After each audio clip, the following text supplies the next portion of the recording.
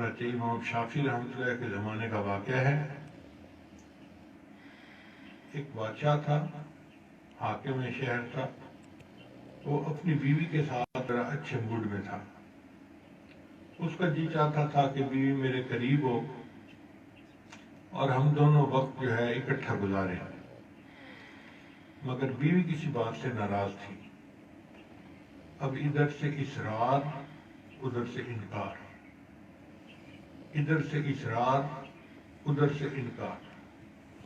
کافی دیر وہ بیوی کو مناتا رہا، مگر بیوی تو ماننے کا نام ہی نہیں لیتی تھی.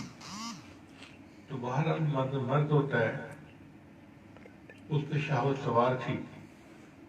اس نے زبردستی کی اور بیوی کو پکڑ کے اپنے ساتھ لگا لیا. اب جب اس نے زبردستی بیوی کو اپنے ساتھ لگایا تو بیوی غصے میں تھی. وہ کہنے لگی جہنمی پیچھے ہٹ، مجھے ہاتھ مت لگا. اب جب اس نے اس کو جہنمی کہا تو مرد تھا، اس کی غیرت بھڑک اٹھی. اس نے فوراً غصے میں کہا اچھا اگر میں جہنمی تو تجھے میری طرف سے 3 طلاق. رات تو گزر گئی، صبح دونوں کے دماغ ٹھنڈے ہوئے تو دونوں شرمندہ. خامد کو شرمندگی یہ تھی کہ بھئی مجھے اس کو طلاق نہیں دینی چاہیے تھی. اتنی خوبصورت اور اتنی اچھی لڑکی مجھے پھر نہیں ملنی. میں نے تو پوری رعایا میں سے چن کے سب سے اچھی لڑکی سے شادی کی تھی. مجھے اس کو طلاق نہیں دینی چاہیے تھی. اور بیوی اس لیے شرمندہ کہ میں اسے جو مرضی کہہ دیتی، مجھے اس کو جہنمی نہیں کہنا چاہیے تھا. اب اندر اندر سے دونوں چاہتے تھے کہ کسی طرح ہمارا پھر پیچ اپ ہو جائے. تو بادشاہ وقت نے علماء کو بلا کے پوچھا جی بتاؤ کیا طلاق واقع ہوئی یا نہیں ہوئی. علماء نے کہا جناب آپ نے چونکہ کنڈیشنل طلاق دی تھی، اگر میں جہنمی تو طلاق. تو جنت اور جہنم کا فیصلہ تو قیامت کے دن ہوگا، دنیا میں کوئی فیصلہ کر نہیں سکتا، اس لیے ہم اس کا جواب نہیں دے سکتے. اب یہ بات جنگل کی آگ کی طرح پورے شہر میں پھیل گئی. امام شافعی رحمۃ اللہ کو پتہ چلا، وہ نوجوان تھے. کہنے لگے کہ اگر بادشاہ مجھ سے یہ مسئلہ پوچھے گا تو میں بادشاہ کو اس کا جواب دوں گا. چنانچہ بادشاہ نے امام شافعی کو بلوا لیا اور کہا کہ یہ مجھے بتائیں کیا میری بیوی کو طلاق ہوئی ہے یا نہیں ہوئی. امام شافعی رحمۃ اللہ نے فرمایا بادشاہ سلامت، میں اس مسئلے کا جواب دے سکتا ہوں، مگر اس سے پہلے مجھے آپ کو اپنی زندگی کا ایسا واقعہ بتائیں کہ آپ گناہ کرنے پر قادر ہوں، پھر آپ نے اللہ کے ڈر کی وجہ سے گناہ کو چھوڑ دیا. تو بادشاہ نے تھوڑی دیر سوچا اور کہنے لگا ہاں میری زندگی میں ایک واقعہ ایسا آیا. امام شافعی نے کہا بتاؤ. تو بادشاہ نے کہا کہ ایک مرتبہ میں اپنے آفس سے جلدی اپنے گھر آ گیا.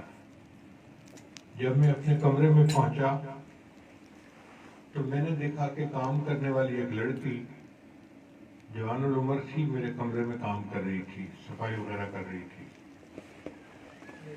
میں نے کمرے کا دروازہ بند کر دیا اور میں آگے بڑھا. وہ لڑکی پاک تھی، تقیہ نقیہ تھی. وہ میری نیت کو پہچان گئی.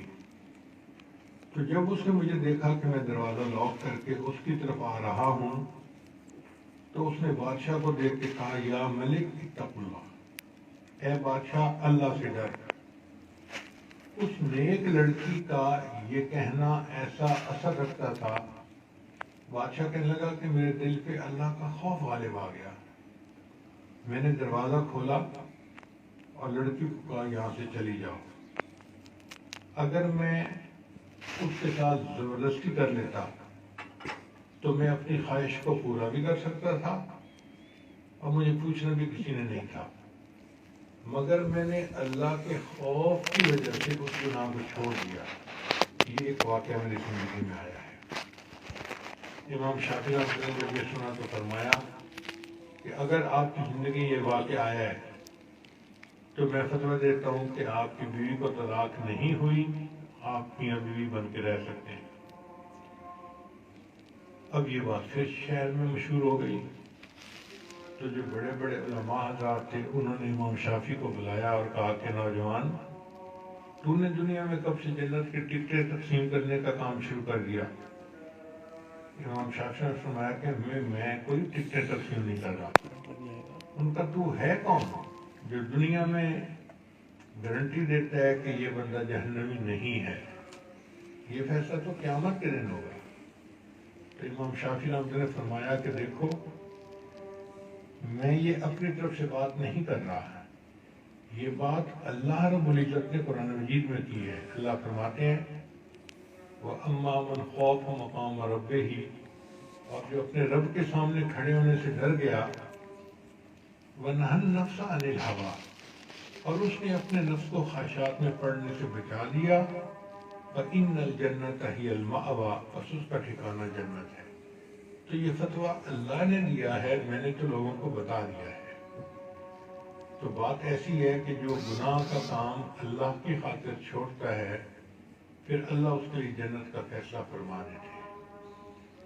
اس لیے اگر ہم چاہتے ہیں کہ اللہ کا قرب پائیں تو اس کا آسان طریقہ تمام نفسانی، شیطانی، شہوانی محبتوں کو چھوڑ کر اللہ کی محبت کے راستے کو اپنائیں، پھر دیکھیں کیسے روحانی ترقی ملتی ہے اور کیسے اللہ تعالیٰ بندے کو اپنا قرب عطا فرماتے ہیں۔